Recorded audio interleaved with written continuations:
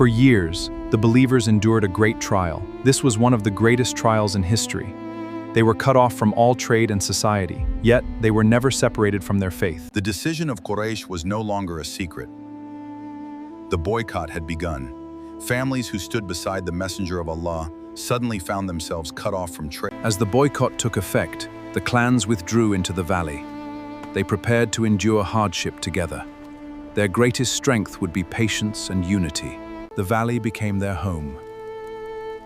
Separated from normal trade and society, every demanded patience, sacrifice, and unwavering faith.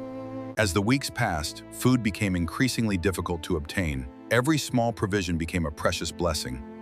The believers remained united, patient, and steadfast. The boycott grew longer, and hunger became a daily companion. Yet hardship did not break their faith. They shared every drop of water. Not every heart in Mecca accepted the cruelty of the boycott. To the isolated families risking punishment, even in the darkest nights, acts of compassion kept hope alive. The boycott was not measured in days or weeks.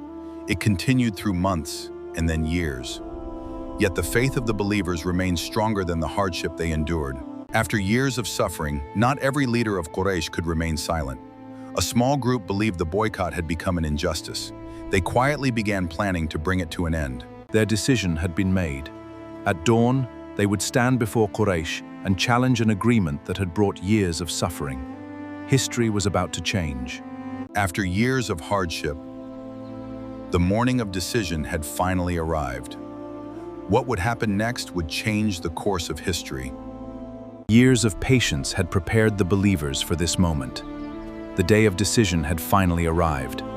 But no one yet knew how Allah would bring this chapter to an end.